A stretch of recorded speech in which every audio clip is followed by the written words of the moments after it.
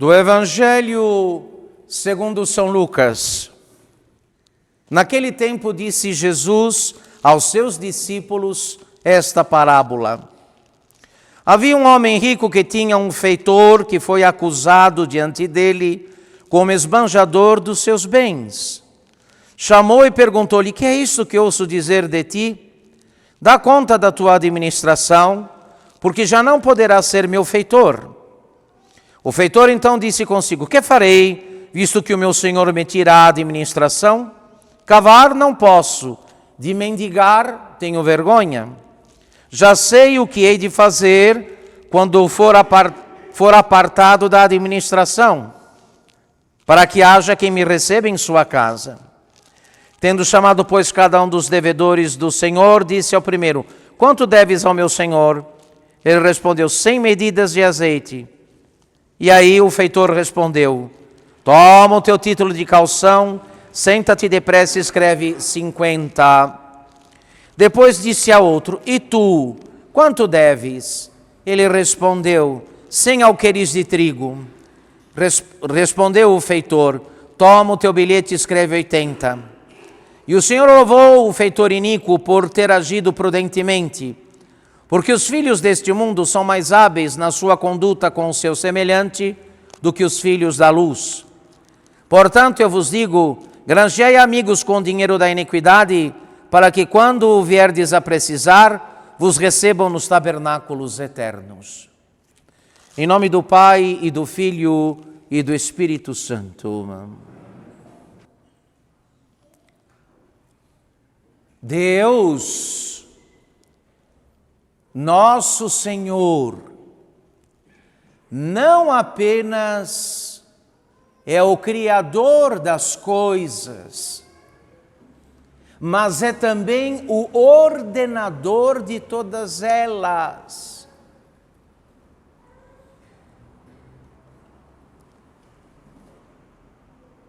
E este governo que Deus exerce sobre todas as coisas criadas, tudo que existe fora da Santíssima Trindade, nós chamamos de divina providência.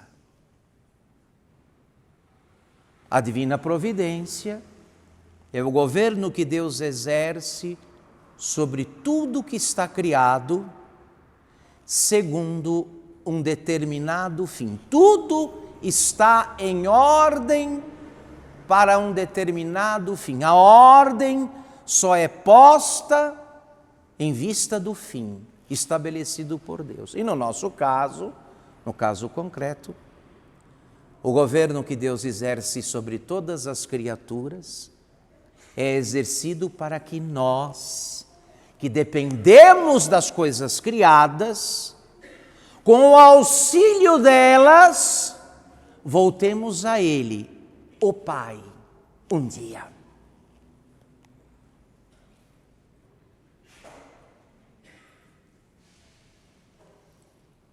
Por isso, desde toda a eternidade, Deus prevendo nossa vida,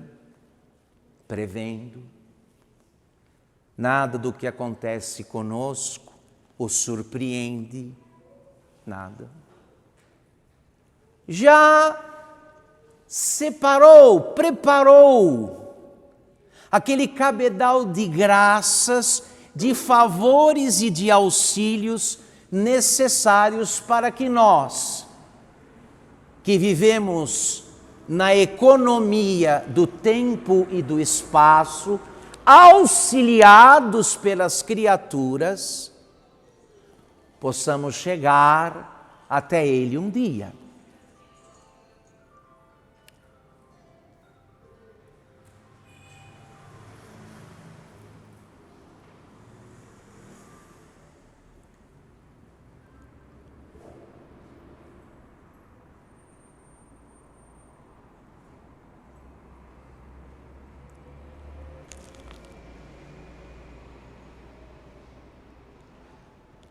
O nome de Deus no Novo Testamento é Pai. Pai é o nome de Deus no Novo Testamento. Sobretudo pelas razões dadas aqui agora.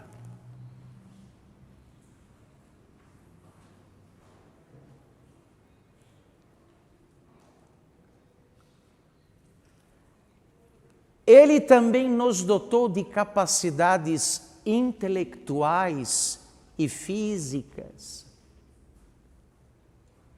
para que possamos, de modo ativo e não somente passivo, cooperar com Ele nesta obra. Porque, se eu não me engano, a última vez que choveu pão do céu na terra foi algo que se deu há mais de 5.000 anos atrás. O pão não chove mais. Temos que ganhar o pão. Então também o Senhor nos capacitou a todos de diversos modos para que possamos colaborar com Ele, aperfeiçoando o que está criado e usando o criado, o que está criado, para o nosso bem e para o serviço do próximo. Essa consciência deveria nos encher de paz.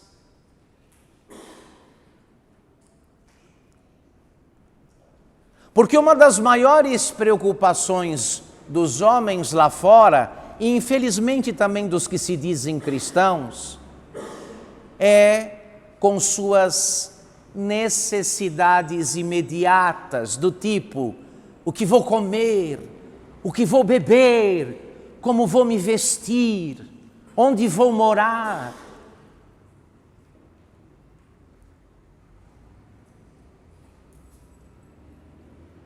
Essa apreensão não é outra coisa a não ser o resultado de uma inteligência que ignora quem é Deus e como é que Ele trata aqueles a quem Ele considera filhos. Mais de uma vez, nosso Senhor Jesus Cristo aborda esse tema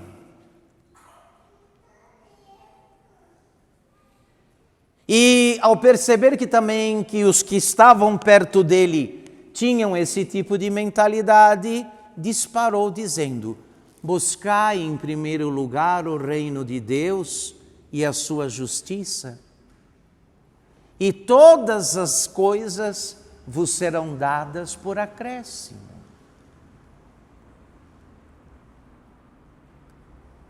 Que coisas nos serão dadas por acréscimo?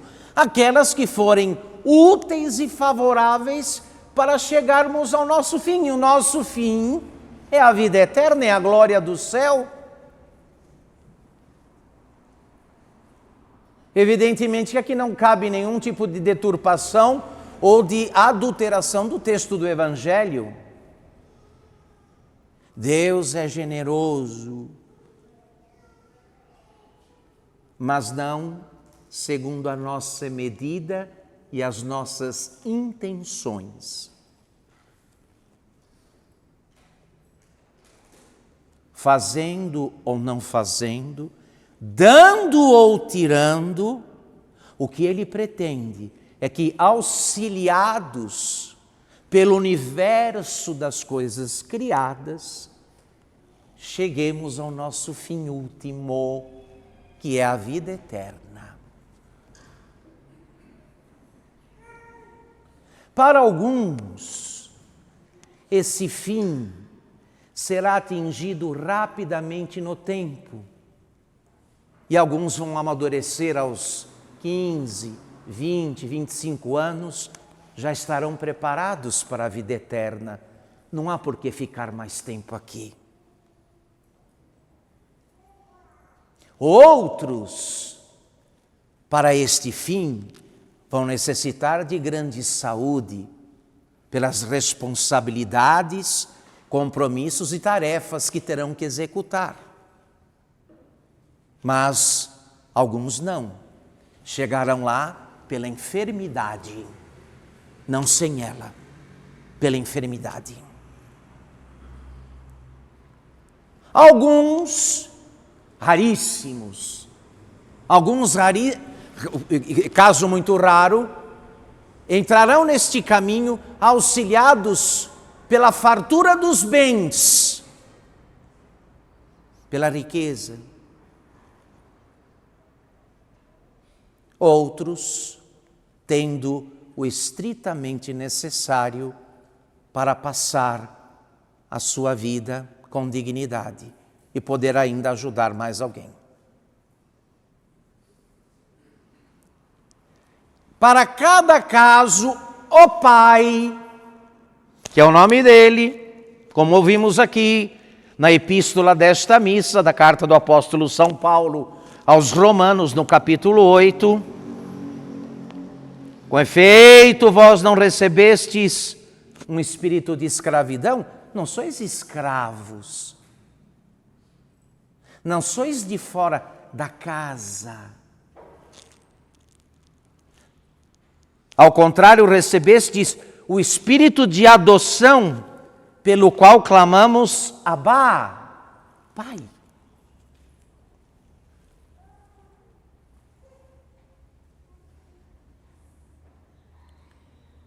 E me desculpem, com todo o respeito pelos esforços e pelos sacrifícios que muitas pessoas fazem aqui. Não quero malbaratar, nem desmerecer nenhum esforço, tanto do ponto de vista acadêmico, como do ponto de vista profissional. Mas, meu irmão querido, minha irmã querida, desse suor todo que derramamos, e muitos de nós desde a infância, tem gente aqui que com 14, 15 anos já estava trabalhando com carteira assinada.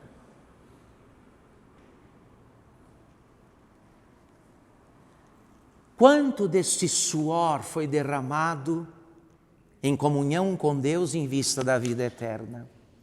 Muitas vezes, todo sacrifício, todo esforço não visa outra coisa a não ser atender de modo exclusivo e egoísta só os interesses terrenos e materialistas, sem nenhum vínculo com a eternidade. Sem nenhum vínculo. Então as pessoas se matam, trabalham, se esforçam, contraem dívidas.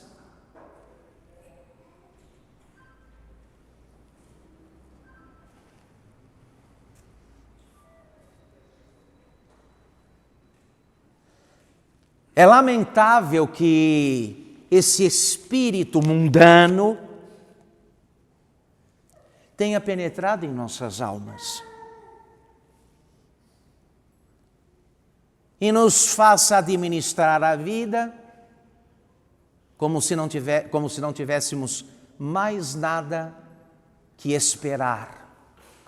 Tão somente as coisas da terra, as coisas do mundo.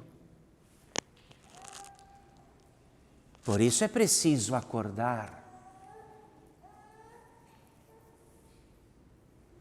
Deus viu qual seria o caminho que eu iria percorrer, que cada um de nós iria percorrer no curso da vida, e já separou todas as graças necessárias.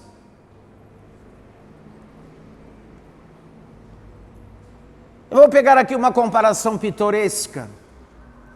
Aconteceu comigo, porque no meu tempo de colégio era assim. Eu não ia para a escola sem levar um lanche.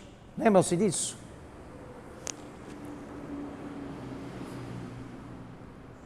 Mamãe preparava o lanche. Chegava a hora do recreio, estava lá o lanche preparado.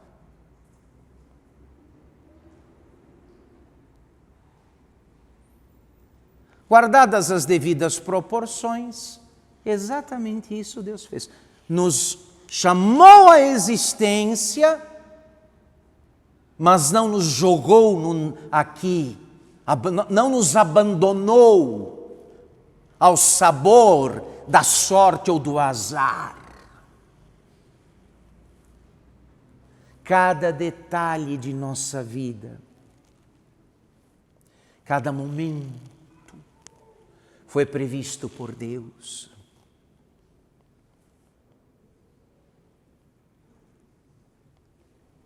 De modo que, quando na fé e pela fé, alguém olha o que viveu, o que está vivendo e o que vai viver, o mínimo que uma alma assim pode experimentar é uma grande paz e um grande sossego. Também nosso Senhor Jesus Cristo adverte com relação a esta volúpia e esta gula que temos quanto a miragem dos bens da terra, quando diz: de que adianta o homem ganhar o mundo inteiro se depois perde a sua alma?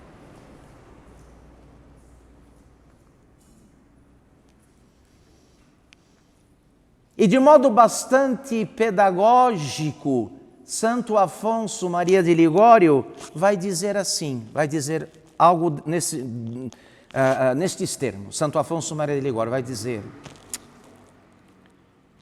você pode levar uma vida muito sofrida e difícil.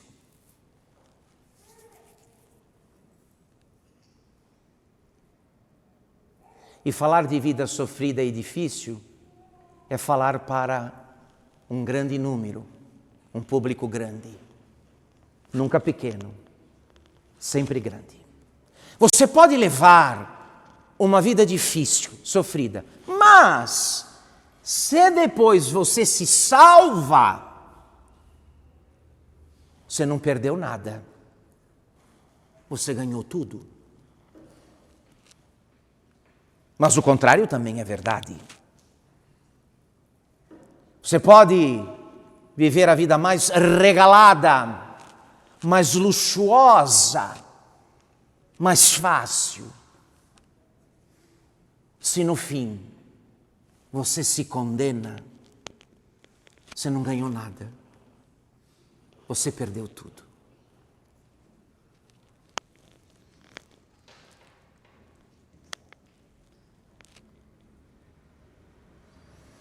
E talvez como fecho desta catequese, desta pregação, seria muito oportuno recordar aquilo, praticamente resume o que eu disse aos senhores e às senhoras hoje aqui, nesta tarde de domingo. Foi o que Nosso Senhor falou a Santa Catarina de Sena, sua dileta esposa, Catarina de Sena. Cuida de mim e eu cuidarei de você.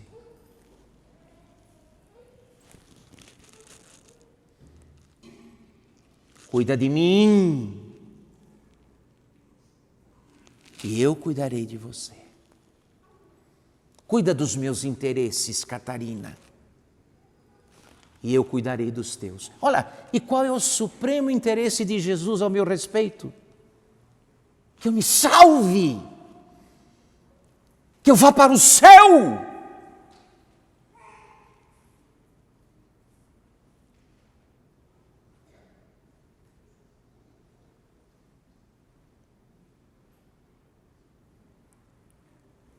Então supliquemos esta consciência que é a dos que se portam diante das coisas da vida, não importa quais sejam estas coisas, como verdadeiros filhos de Deus. e que não se deixam abalar,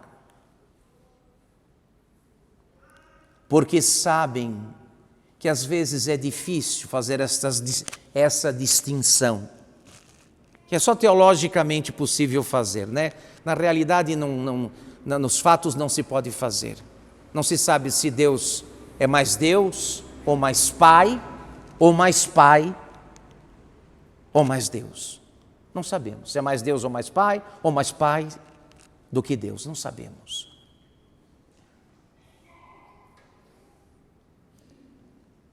A nossa serenidade de alma diante dos acontecimentos e dos fatos e o nosso contentamento com o pão nosso de cada o quê?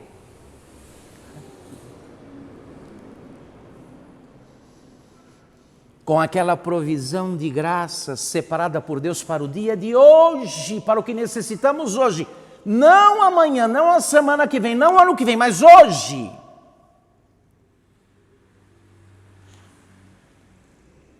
Esse contentamento que se expressa por uma alma grata, satisfeita, bem-humorada, alegre, será a nossa melhor credencial diante do mundo. E não a chatice daqueles que, imaginando que nasceram com o rei na barriga, nunca estão contentes com nada. Não lhes basta o mundo.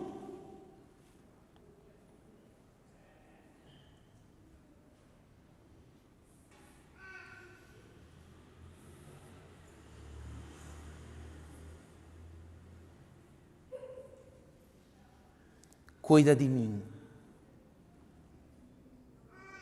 e eu cuidarei de ti. Em nome do Pai, do Filho e do Espírito Santo.